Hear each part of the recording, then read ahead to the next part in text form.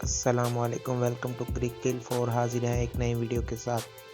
तो अगर आप हमारे चैनल पर न्यू हैं तो चैनल को सब्सक्राइब करें ताकि क्रिकेट से जुड़ी तमाम खबरों से अपडेट रह सके। हाल ही में विराट कोहली ने भारत की T20 की टीम से मुस्ताफ़ी होने का फैसला किया था।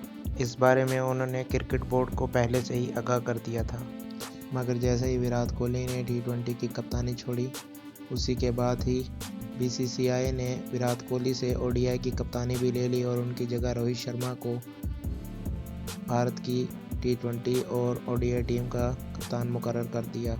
ऐसा लग रहा था कि विराट कोहली और रोहित शर्मा के दरमियान कोई तनाज़ा चल रहा है, मगर इस तनाज़े में शिकस्त विराट कोहली को हुई है और इसका सामना उन्हें ODI और T20 की कप्तानी से हटाए जाने से हासिल हुआ है। जब BCCI के चेयरमैन सौरव गंगुली से विराट कोहली को कप्तानी से हटाए जाने के बारे में पूछा गया तो उनका कहना था कि विराट कोहली को हमने T20 की कप्तानी ना छोड़ने का कहा था और रिक्वेस्ट की थी कि वो T20 की कप्तानी जारी रखें, मगर उन्होंने हमारी बात नहीं मानी। मगर विराट कोहली ने इस बयान की तरदीद कर दी है।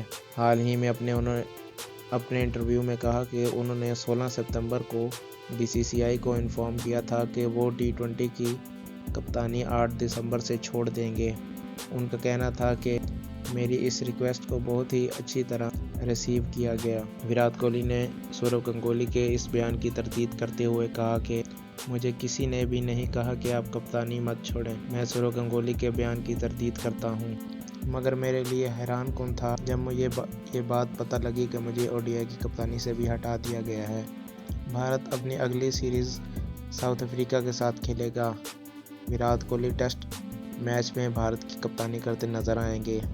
आपका इस बारे में क्या कहना है, कमेंट्स में ज़रूर बताएं और अगर वीडियो अच्छी लगी हो तो वीडियो को लाइक करें।